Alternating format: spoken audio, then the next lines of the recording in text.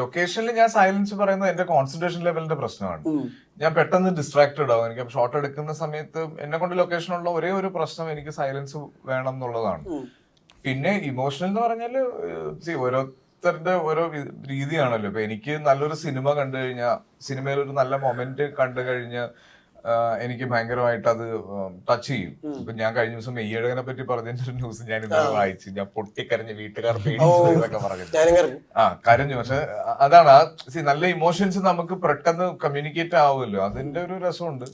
അപ്പൊ അത് എനിക്കും ഇഷ്ടമാണ്. അത് അല്ലാതെ അതിനും പ്രൊഫഷനുമായിട്ടും ബന്ധമൊന്നുമില്ല. എനിക്കൊരു നല്ല സുഹൃത്തായിട്ട് ഇരുന്ന് ഒരു 2 മിനിറ്റ് നല്ല രീതിയിൽ സംസാരിച്ചിട്ട് അവിടെ നിന്ന് നമ്മളൊരു ട്രിപ്പൊക്കെ പോയിട്ട് ഫ്രണ്ട്സിനെ സീ ഓഫ് ചെയ്യുന്ന സമയത്ത്, അല്ല അവരെ ഡ്രോപ്പ് ചെയ്യുന്ന സമയത്തൊക്കെ നമുക്ക് ഒരു ചെറിയ വിഷമം ഫീൽ ചെയ്യല്ലോ. അങ്ങനെയൊക്കെ ഉള്ള ഒരാളാണ്. അല്ലാതെ മെയ്യഴകിന് ശേഷം ഗോവിന്ദ് വസന്തം മ്യൂസിക് അത് എടുത്തു പറയണം സിനിമയാണ് ഇത്. ഇതൊരു കുഞ്ഞു സിനിമയായിട്ടാണ് നമ്മൾ കണ്ടെങ്കിൽ ഇതിൽ കൊണ്ടുവന്ന ടെക്നീഷ്യൻസ് ഇപ്പം സംഗീതത്തിന് എനിക്ക് തോന്നുന്നു അതിന് അല്ലെ മറ്റേ രണ്ടാമത് ചെയ്യുന്ന സിനിമയാണ്. അപ്പൊ ഗോവിന്ദിനെയും നമ്മള് ഇതിനു വേണ്ടിയിട്ട് അപ്രോച്ച് ചെയ്ത് ഇതിന്റെ കഥ കേട്ട് കഴിഞ്ഞപ്പോ ഗോവിന്ദിനുണ്ടായ ഒരു എക്സൈറ്റ്മെന്റും ഇതിനു വേണ്ടി ഗോവിന്ദ് തന്ന കുറെ റെഫറൻസ് ഉണ്ട് ഷൂട്ട് ചെയ്യുന്നത്.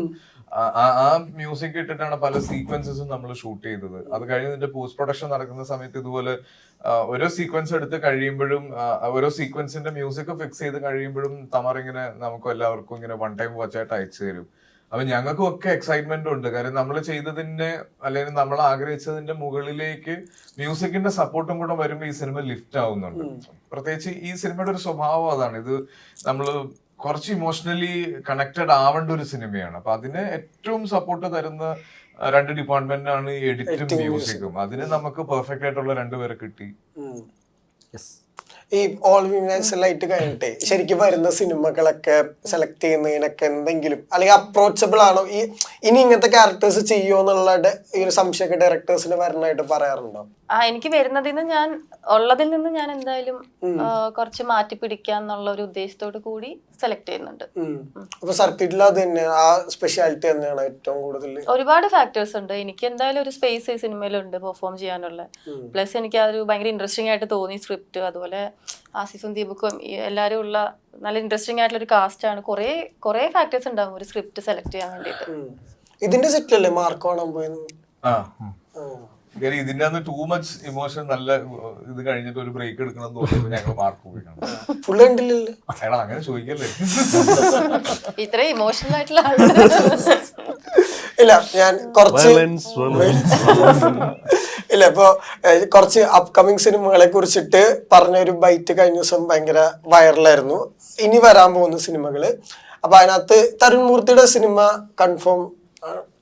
തരുണിന്റെ സിനിമ നമ്മളത് ഈ തുടരും ചെയ്യുന്നതിന് മുന്നേ ആയിരുന്നു ആ സിനിമ തരുൺ പ്ലാൻ ചെയ്തിരുന്നത്. ഇപ്പൊ ഞങ്ങള് 2 പേരും ആ സിനിമയുടെ സംസാരങ്ങളൊക്കെ ഉണ്ട്. പക്ഷെ ഇത്രയും വലിയൊരു ഹിറ്റിന് ശേഷം തരുൺ ആ സിനിമയാണോ ചെയ്യേണ്ടതെന്നുള്ളത് തരുണിന്റെ കോളാണ്. അപ്പൊ ഒരിക്കലും അത് ഞാനായിട്ട് നിർബന്ധിക്കാൻ താല്പര്യപ്പെടുന്നില്ല. കാര്യം ലാൽ സാറിനെ പോലെ ഒരാളെ വെച്ചിട്ട് മലയാളികൾ കാണാൻ ആഗ്രഹിച്ച ഒരു ഏറ്റവും ഈ അടുത്ത കാലത്ത് ലാൽ സാറിന്റെ ഏറ്റവും വലിയ വിജയങ്ങളിൽ ഒന്നായി മാറിക്കൊണ്ടിരിക്കുന്ന ഒരു സിനിമ ചെയ്തു. അപ്പൊ അത് കഴിഞ്ഞിട്ട് തരുൺ ചെയ്യേണ്ട സിനിമ അതാണോ എന്നുള്ളത് ഇറ്റ്സ് അപ് ടു തരുൺ അല്ലെ.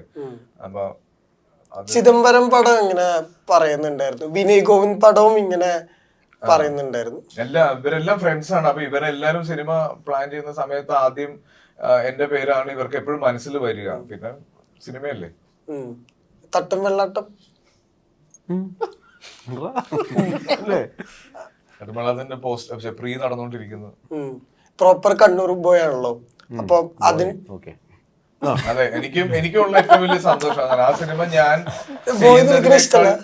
ബോയ് വിളിക്കണത് അതാണ് ഇഷ്ടം. ഒന്ന് വിളിച്ചേ ബോയ് എന്തോ. അല്ല, തട്ടും വെള്ളാട്ടം ശരിക്കും കുറെ മുന്നേ ആലോചിച്ച സിനിമയാണ്. കുറെ മുന്നേ നടക്കേണ്ടിയിരുന്ന സിനിമയായിരുന്നു. അപ്പൊ ആ സമയത്താണ് ഈ കാന്താര വന്നിട്ട് ഇപ്പം ആ സമയത്ത് തന്നെ ഒരു തെയ്യം ബേസ് ചെയ്തിട്ടൊരു സിനിമ വന്നു കഴിഞ്ഞാൽ ആൾക്കാർക്ക് ഭയങ്കര കമ്പാരിസൺ വരും. അതുപോലത്തെ സീക്വൻസുകളാണ്. സെയിം ശരിക്കും കർണാടകയിലെ തെയ്യത്തിനേക്കാളും മുഖത്തെഴുത്ത് കൂടുതലാണ് നമ്മുടെ നാട്ടിലുള്ള കണ്ണൂരിലുള്ള തെയ്യത്തിന്. വ്യത്യാസമുണ്ട്, പക്ഷെ എന്നാലും ആൾക്കാർ കമ്പയർ ചെയ്യും. അപ്പൊ ആ സമയത്ത് തന്നെ സിനിമ ചെയ്യണ്ട എന്ന് വിചാരിച്ച് അങ്ങനെ മാറിയിട്ടാണ് ആസിഫായിരുന്നു ആ സമയത്ത്. അപ്പം കുറെ വർക്ക് ചെയ്യുന്നായിരുന്നു ആ സമയത്ത്. ഇപ്പൊ റീസെന്റ് ഇപ്പൊ ടിക്കറ്റാക്കിയുടെ ഷൂട്ട് ഇപ്പം അതായത് തെയ്യം ബേസ് ചെയ്തിൽ കുറെ സിനിമകൾ ആൾക്കാർ ചിന്തിക്കുന്നുണ്ട്. ഇപ്പം ഏകദേശം തട്ടുംവെള്ളാട്ടം തന്നെ ബേസ് ചെയ്തിട്ടുള്ള സിനിമകൾ ആൾക്കാർ ചിന്തിക്കുന്നുണ്ട്. അപ്പോൾ അത് ഇമ്മീഡിയറ്റ് ചെയ്തിട്ടില്ലെങ്കിൽ ഇത്രയും കാലം എടുത്ത എഫേർട്ടൊക്കെ വേസ്റ്റ് ആവും. അതിൽ കുറെ കാലമായിട്ട് അതിന് പറയാൻ നടക്കുന്ന ഒരു സിനിമയാണ് ആ സിനിമ. അപ്പൊ അത് ആസിഫായിരുന്നു ചെയ്യേണ്ടിയിരുന്നത്. അപ്പം ആസിഫിനുള്ള കുറെ കമ്മിറ്റ്മെന്റ്സ് ഉണ്ട്. ഇപ്പൊ ടിക്കറ്റൊക്കെ ചെയ്തുകൊണ്ടിരിക്കുന്ന സമയത്താണ് കാലിന് പ്രശ്നമായിട്ടുണ്ടായിരുന്നത്. അപ്പൊ അതിന്റെ കുറെ ദിവസം ഷൂട്ട് ബാക്കിയുണ്ട്. അപ്പം പെട്ടെന്ന് ചെയ്തിട്ടില്ലെങ്കിൽ ആ സിനിമ നടക്കില്ല, അല്ലെങ്കിൽ അത്രയും എടുത്ത എഫേർട്ട് വെറുതെ ആവാൻ പറ്റില്ല. അപ്പം സുഹൃത്തുന്ന നിലയിൽ നമ്മൾ സംസാരിച്ച സമയത്ത്, ഇപ്പൊ ഞാൻ ആസിഫിന്റെ അടുത്ത് സംസാരിച്ച സമയത്ത് നമുക്ക് ചെയ്യാം, ഇപ്പൊ ഞാൻ ചെയ്താൽ കുഴപ്പമില്ല എന്നുള്ള രീതിയിൽ തന്നെ അവൻ എൻ്റെ അടുത്ത് പറഞ്ഞു. ഞാൻ ആസിഫിനോട് ചോദിച്ചു. അപ്പം നമ്മൾ അങ്ങനെ അപ്പം ടീസർ ഷൂട്ട് ചെയ്തതിന് ശേഷമാണ് നമ്മൾ സംസാരിക്കുന്നത്. അപ്പൊ കണ്ടിട്ട് എൻ്റെ അടുത്ത് ഭയങ്കര രസമായിട്ട് പറഞ്ഞു. ടീച്ചർ കണ്ടപ്പോ തന്നെ എനിക്ക് മനസ്സിലായി ഞാൻ ചെയ്യുന്നതിനേക്കാൾ ഒത്തിരി നന്നായിട്ട് ഇവര് ചെയ്യാൻ പറ്റും. ഒരു കണ്ണൂർ ബോയ് ആയതുകൊണ്ട് തന്നെ